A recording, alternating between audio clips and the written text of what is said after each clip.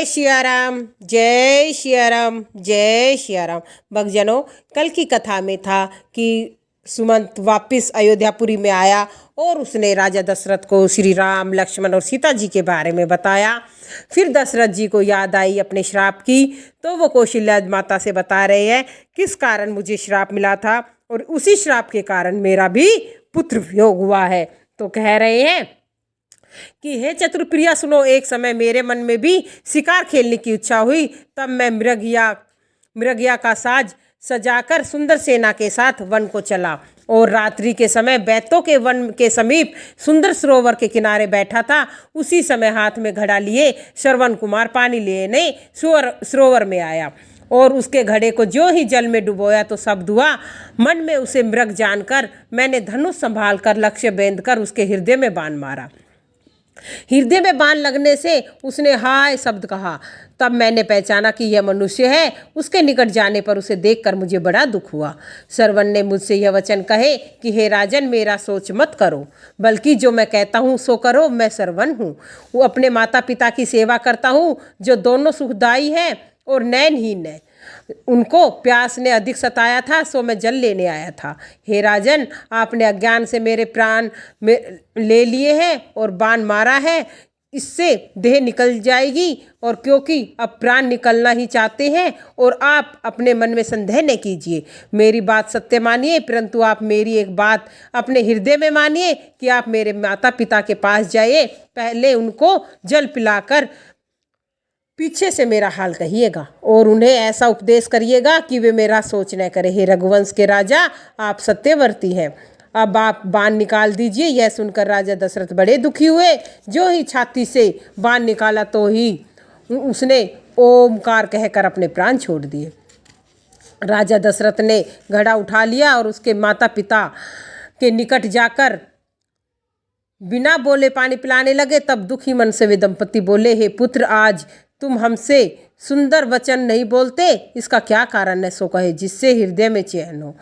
हम बिना बोले पानी नहीं पिएंगे। यह सुनकर राजा दशरथ अंत व्याकुल हो गए और दशरथ जी ने कहा, उन्हें ये समाचार सुना दे। दोनों व्याकुल होकर पृथ्वी पर गिर पड़े कि दशरथ जी ने कहा कि मैं दशरथ हूँ और आपका पुत्र ऐसे ऐसे मर गया है मेरे हाथों। तो वे दोनों बेटा बेटा कहकर रोने लगे और मुझसे बोले कि अरे अरे भागी, जहाँ हमारा पुत्र है वह स्थान हमें दिखा दो।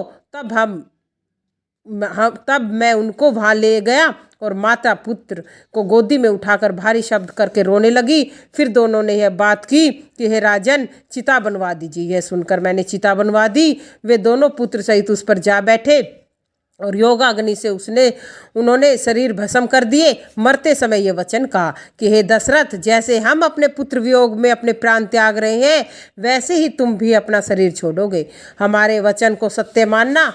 और ऐसा कहकर वे तपस्वी स्वर्ग को चले गए। मेरे मन में अत्यंत शोक हुआ। फिर मैंने अपने मन के विचार किया कि तपस्वी के बिना समझ से श्राप दिया है, हमारे घर में कोई पुत्र नहीं है, तो फिर आपके वचन से यह शरीर कैसे छूटेगा। यह विचार कर शोक दूर करके मैं घर को आ गया। यह वृत्तांत अब तक मैंने तुम्हें नहीं बताया था। अब वे बातें सब सत्य हुई। सीता जी सहित राम लक्ष्मण दोनों भाई वन को गए। प्राण प्यारे को वन को गए, किंतु हमारे प्राण अभी तक नहीं गए। अब जगत में कौन सा सुख मिलेगा कि जिसके कारण प्राण शरीर में नहीं निकलते। राम लक्ष्मण जानकी तो वन को गए, प्राण अभी तक शरीर में बसे रहे। हे प्रिय, श्रवण की कथा से अब मैं तुम्हें धैर्य नहीं कर रहा। जो बिना पुत्र के नहीं जिए, उन वीर प्राणियों को धन्य है, धन्य है। उस इतिहास का वर्णन करते हुए राजा व्याकुल हो गए और कहने लगे, अब बिना राम के जीने की आशा को धिक्कार है। इस शरीर को रखकर क्या करूं, जिसने मेरे प्रेम प्रतिज्ञा को नहीं निभाया। हाय प्राण प्रिय रामचंद्र, तुम्हारे बिना जीते मुझसे बहुत दिन बीत गए। हाय जानकी, हा लक्ष्मण, हा रघुवीर, हा पिता के चित रूपी पपीहे का हित करने वाले मेघ। राम राम कहकर फिर राम कहकर राम राम और पुनः राम कहकर श्री राम के विरह में देह त्याग कर महाराज दशरथ देवलोक को चले गए। महाराज दशरथ ने अपने जीवन मरण का फल पा लिया। अनेक ब्रह्मांडों में उनका सुयश छा गया। जीते जी तो राम जी के मुख के दर्शन किए। राम जी के विरह में मर कर मरण को सुधार लिया। सब रानियां शोक से दुखित हो राजा के रूप, शील और बल तेज का बखान करके रोने लगी। वे अनेक प्रकार से विलाप करने लगी और बार बार पृथ्वी पर गिरने लगी। दास दासियां व्याकुल होकर विलाप करने लगे। घर घर सब पुरीवासी रोने लगे। आज धर्म की सीमा, सूर्यवंश के सूर्य और रूप गुण के स्थान अस्त हो गए हैं। सब कैकेयी को गाली देने लगे, जिसने जगत भर को नेत्रहीन कर दिया। इस प्रकार विलाप करते रात्रि बीत गई। प्रातःकाल ज्ञानी मुनि आए। उस समय मुनिवर वशिष्ठ जी के समय अनुसार बहुत सी कथाएं सुनाकर अपने विज्ञान के प्रकाश से सबका दुख दूर किया। वशिष्ठ जी ने नाव में तेल भरकर उसमें महाराज के शरीर को रखवा दिया। फिर दूतों को बुलाकर उनसे कहा कि तुम लोग दौड़कर भरत के पास जाओ। राजा के मरण का समाचार किसी ने नहीं को कहना। भरत से इतना ही जाकर कहना कि गुरुजी ने दोनों भाइयों को तुरंत बुलाया है। मुनि की आज्ञा सुनकर दूत दौड़े। उन्होंने अपने वेग से श्रेष्ठ घोड़ों को भी लजा दिया और अयोध्या में जब से अनर्थ आरंभ हुए तभी से भरत जी को अपस्कुन होने लगे थे। वे रात के समय भयंकर सपने देखते थे, जागकर मन में अनेकों दुष्कल्पनाएं करते थे। प्रतिदिन ब्राह्मण भोजन कराकर दान देते, नाना प्रकार की विधि से रुद्राभिषेक करते थे। शिवजी से प्रार्थना कर हृदय में वे माता पिता और कुटुंब भाइयों की कुशलता मांगते थे। ऐसा सोचकर भरत जी मन में ही कह रहे थे कि द्यूत आ पहुँचे। गुरु जी की आज्ञा कानों में सुनते ही दोनों भाई गणेश जी को मनाकर चले। वायु के समान वेग से घोड़ों को हाँकते हुए वे नदी, पहाड़, दुर्गम वनों को लांघते हुए चले। मन में बड़ा सोच था, कुछ अच्छा नहीं लगता था। जी में ऐसा आता ही उड़ उड़ कर चला जा रहा था। एक निमेष वर्ष के समान बीतता था। इसी बातें चलते हुए भरत जी अयोध्या के समीप आए। पुरी में घुसते ही अपस्कुन होने लगे। कोई बुरे स्थान में बैठकर बुरी भांति से शब्द करने लगे। गधे, सियार अशुभ सूचक देने लगे। यह सुनकर भरत के मन में बहुत दुख हुआ। तालाब, नदी, वन, बाग सब शोभाहीन हो गए। अवध बहुत डरावना सा लग रहा था। के वियोग रूपी रोग से सताए हुए पशु, पक्षी, हाथी देखे नहीं जाते। अयोध्या के सब स्त्री पुरुष बड़े दुखी हो रहे थे। मानो सबने अपनी सब विपत्ति हार दी हो। पूर्ववासी मार्ग में मिलते हैं, वे कुछ नहीं कहते, चुपचाप प्रणाम करके चल जाते हैं। मन में भय, दुख के कारण भरत जी किसी से कुशल क्षेम नहीं कहते। बाजार और रास्ते देखे नहीं जाते, मानो पुरी में दसों दिशाओं में आग लगी हो। सूर्यवंश रूपी कमल को चांदनी रूपी कैकेयी पुत्र को आते सुनकर प्रसन्न हुई और प्रसन्नता से आरती सजाकर उठ दौड़ी और द्वार पर मिलकर राजभवन में ले गई। भरत जी ने कुटुंबियों को ऐसा दुखी देख मानो कमल के वन को पाला मार गया है। रानी कैकेयी इस भांति प्रसन्न दिखाई देती है, मानो भिल्ली वन में आग लगाकर प्रसन्न हुई हो। पुत्र भरत को सोच के कारण मलिन मन देखकर पूछने लगी, हमारे नहर में आनंद तो है? भरत जी ने कुशल क्षेम कह सुनाई। फिर अपने कुल की कुशल क्षेम पूछी तो कहो पिताजी कहाँ हैं, सब माताएं कहाँ हैं, सीता जी कहाँ हैं और प्रिय भाई राम लक्ष्मण कहाँ हैं?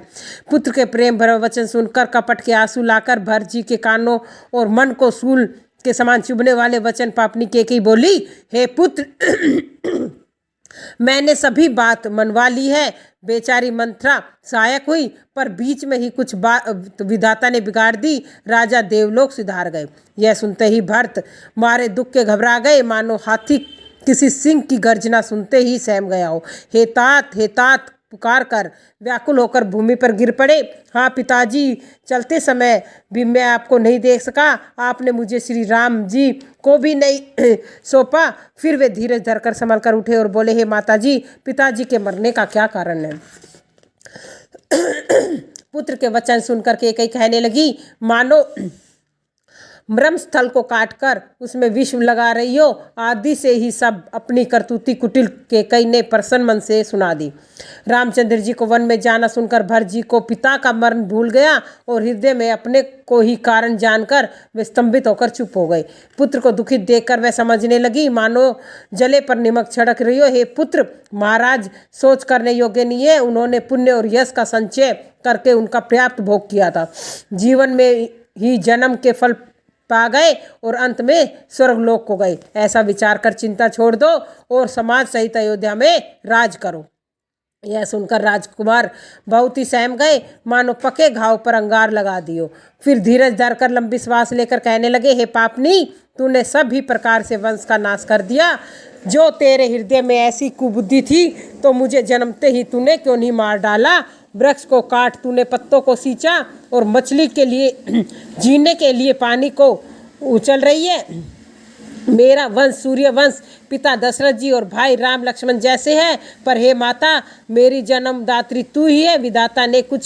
विधाता के से कुछ वश नहीं चलता। अरे कुबुद्धि, जब तूने यह दुष्ट विचार ठाना तभी तेरा हृदय के टुकड़े टुकड़े क्यों न हो गए हो। ऐसा वरदान मांगते मन में कुछ दुख नहीं हुआ, जीभ नहीं जली, मुंह में कीड़े नहीं पड़े। राजा ने तेरा विश्वास कैसे कर लिया। मरते समय विधाता ने उनकी बुद्धि हर ली और स्त्री के हृदय की गति ब्रह्मा भी नहीं जान सकते। स्त्री सब छल और दोषों की खान है। राजा तो सीधे सुशील धर्मात्मा थे, वे स्त्री के स्वभाव को नहीं जान सके। संसार में ऐसा कौन जीवधारी है जिसे श्री राम जी प्यारे न हो। ऐसे राम जी के भी मेरे शत्रु हो गए। तू कौन है, मुझसे सत्य कह, तू जो है अब मुंह पर स्याही लगाकर मेरी आंखों की ओट पे से हट जा। श्री राम जी के विरोधी हृदय से विधाता ने मुझे जन्म दिया और मेरे समान पापी कौन है। मैं मुझे व्यर्थ ही कुछ कह रहा हूँ। माता की खोटाई सुनकर शत्रुघ्न के सब अंग मारे क्रोध के जरने लगे, पर कुछ वश नहीं चलता। उसी समय अनेक प्रकार के वस्त्र आभूषणों से अपने को सजाकर कुबड़ी मंथरा वहाँ आई। उसे देखते ही क्रोध से भरे शत्रुघ्न ने जलती हुई आग में घी की आहुति पाकर एक लात ऐसे कुबड़ी के मारी कि वह मुंह के बल भूमि पर गिरकर चिल्लाने लगी। उसका कुब्बड़ टूट गया, माथा फूट गया, दांत टूट जाने से खून बहने लगे। वह बोली, हाय विधाता, मैंने क्या बिगाड़ा था कि भलाई करते हुए बुरा फल पाया। यह सुनकर शत्रुघ्न ने उसे नख से चोटी तक खोटी समझकर उसको झोटा पकड़कर घसीटने लगे। तब दयानिधि भरत जी ने उसे छुड़ा दिया और दोनों भाई कौशल्या माता के पास गए। कौशल्या जी मैले वस्त्र पहने हुए थी, चेहरा उतरा हुआ था, बहुत व्याकुल थी। दुख के भार से शरीर कुछ हो गया था, मानो सोने के सुंदर कलपता को वन में पाला मार गया हो। भरत जी को पास आते देखकर कौशल्या जी उठ दौड़ी, परंतु बीच ही में चक्कर आकर अचेत हो गई, भूमि पर गिर पड़ी। यह देखकर भरत जी घबरा गए, देह की शुद्धि बुलाकर चरणों पर गिर पड़े। हे बोले, हे माता, पिताजी कहाँ हैं, मुझे दिखा दो। सीता जी और दोनों भाई राम लक्ष्मण कहाँ हैं? केकई जगत में क्यों जन्मी है और मेरा जन्म ऐसी माँ से क्यों हुआ है? वह निपुत्री ही क्यों न रही जिसने कुकलंकी अपयश का पात्र प्रियजन द्रोही मुझ जैसे पुत्र को उत्पन्न किया है। मेरे समाना भागा तीनों लोकों में कोई नहीं, जिसके कारण मेरे माता पिता और मेरे भाई की ऐसी दशा हुई है। पिताजी सुरपुर को रामचंद्र जी वन को गए, इन सब अनर्थों का कारण है। मुझको धिक्कार है, मैं बांस के वन को जलाने के लिए आग हुआ हूँ और कठिन दाह दुख दोषों का भागी हुआ हूँ। भरत जी के ऐसे मधुर वचन सुनकर माता कौशल्या फिर संभल कर उठी और भरत जी को उठाकर हृदय से लगाया और आंखों से आंसू टपकने लगे। माता ने सरल भाव से भरत जी को बड़े प्रेम से छाती से लगाया और बोली, राम जी वन से लौट आएंगे। और फिर लक्ष्मण से के छोटे भाई शत्रुघ्न से मिली और उनका दुख और प्रेम हृदय से नहीं समाता। कौशल्या का स्वभाव देखकर सब लोग कहने लगे, श्री राम जी की माता ऐसी क्यों न हुई। और माता ने भरत को गोद में बिठा लिया और आंसू पूछकर मधुर वचन बोली, हे पुत्र, मैं भलैया लेती हूँ, अब धीरज धरो, कुसमय जानकर दुख छोड़ दो और मन में काल और कर्म की गति को अब अमिट जानकर हानि और गलानी मत जानो। हे बेटा, इसमें किसी का दोष मत मानो। मुझे तो विधाता सब प्रकार से उल्टा हुआ है, तो इसने पर भी मुझको जीते रखा है। अब भी कौन जान सकता है कि उसे क्या भा रहा है। हे तात, रामचंद्र जी ने पिता की आज्ञा से वस्त्र आभूषण उतार डाले, मन में कुछ भी विस्मय और हर्ष न करके वल्कल वस्त्र पहन लिए हैं। उनका मुख प्रसन्न रहा, मन में न मोह था न द्वेष। वे सब प्रकार से संतोष करके वन को चले गए। सुनकर सीता जी भी संग गई और राम जी के चरणों में अनुरुक्त वे किसी प्रकार यहाँ न रही। सुनते ही लक्ष्मण भी उठकर वहाँ उनके साथ चल दिए। राम जी के यत्न करने पर भी वह नहीं रुके। तब रामचंद्र जी ने सबको मस्तक नवाकर सीता और छोटे भाई लक्ष्मण को साथ लेकर चले गए। राम लक्ष्मण व सीता वन को चले गए। मैं उनके साथ नहीं गई, न प्राण भी साथ गए। यह सब इन आँखों के आगे हुआ तो भी सभागे शरीर को जीव नहीं छोड़ा। इस अभागे शरीर ने जी नहीं छोड़ा। अपना स्नेह देखकर मुझे लाज नहीं आती कि राम सरीखे पुत्र की मैं माता हूँ। जीना और मरना तो राजा ने अच्छी रीति से जाना, मेरा हृदय तो सैकड़ों वज्रों के समान कठोर है। कौशिला जी के ऐसे वचन सुनकर भरत सहित रनिवास व्याकुल होकर विलाप करने लगा और राजभवन में मानो शोक का घर बन गया हो। भरत शत्रुघ्न दोनों भाई व्याकुल होकर विलाप करने लगे। उन्होंने कौशिला जी ने छाती से लगाकर अनेक भांति से भरत जी को समझाया तथा ज्ञान से भरे हुए वचन कहे।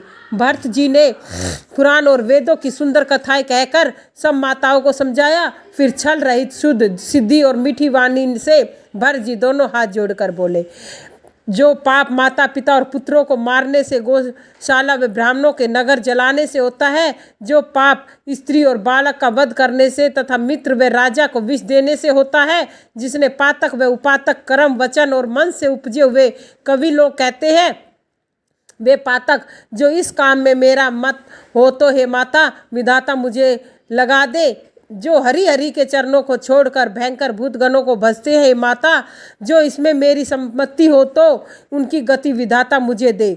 जो लोग वेदों को बेचते हैं, धर्म का दूध होते हैं, चुगलखोर है, दूसरे के पापों को कह देते हैं और तथा जो छली खोटे कलह प्रिय क्रोधी, वेदों के निंदक और जगत के विरोधी है, जो लोभी विषयी लालची प्राय धन और प्राय स्त्री को ताकने वाले हैं, हे माता जो इस काम में मेरी सलाह हो तो उनकी गति में पाऊँ। जो सत्संग के अनुरुक्त नहीं है, जो अभागे परमार्थ पथ के विमुख है, जो मनुष्य देह पाकर हरि भर्जन नहीं करते तथा जिन्हें श्री हरि हरि का सुयश नहीं सुहाता, जो वेद मार्ग को छोड़कर वाग मार्ग पर चलते हैं, ठगों का सा वेश बनाकर संसार को चलते हैं, जो शंकर जी उनकी गति मुझे दे। हे माता जो मैं यह भेद जानता हूँ। माता भरत के सच्चे स्वभाव से ही सीधे वचन सुनकर कहने लगी, हे तात तुम तो वचन मन और शरीर से सदैव राम के प्यारे हो। श्री राम तुम्हारे प्राणों से बढ़कर प्राण है और तुम राम को प्राणों से भी प्यारे हो। चंद्रमा चाहे विष टपका दे, बर्फ चाहे आग निकाल दे और जलचर चाहे जल छोड़ दे, ज्ञान होने पर भी चाहे मोह न मिटे, तुम रामचंद्र के विरोधी कभी नहीं हो सकते। इसमें तुम्हारा कोई दोष नहीं है, ऐसा सब जगत कहता है। वे सपने में भी सुख और उत्तम गति को नहीं पाते। ऐसा कहकर माता कौशल्या ने भरत को हृदय से लगा लिया, उनके शत्रुओं से दूध टपकने लगा और आंखों में जल भर आया। इस भांति बहुत विलाप करते हुए बैठे ही सब रात बीत गई और तब वामदेव जी और वशिष्ठ जी आए। उन्होंने सब मंत्री तथा महाजनों को बुलाया। मुनियों ने भरत जी को समय अनुसार परमार्थ के सुंदर वचन कहकर बहुत प्रकार से उपदेश दिया। हे पुत्र मन में धीरज धरो और आज जो अवसर है वह करो। गुरु जी के वचन सुनकर भरत जी उठे और उन्होंने तैयारी करने की आज्ञा दी। राजा के देह को वेदों की से कही गई रीति से स्नान कराया गया। बहुत ही अद्भुत विमान बनाया गया और भरत जी ने सब माताओं के पांव पकड़कर उन्हें सती होने से रोका और दर्शनों की इच्छा से रह गई। श्री राम के दर्शनों की इच्छा से रह गई। चंदन और अगर के बहुत से बोझ आए, उन अनेक प्रकार से सुंदर सुगंधित पदार्थ मंगवाए।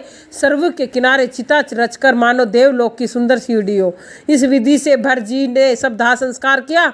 फिर विधि पूर्वक स्नान करके तिलांजलि दी और सब वेद पुराण और स्मृति धोकर भरत जी ने 10 गात्र कर्म किया।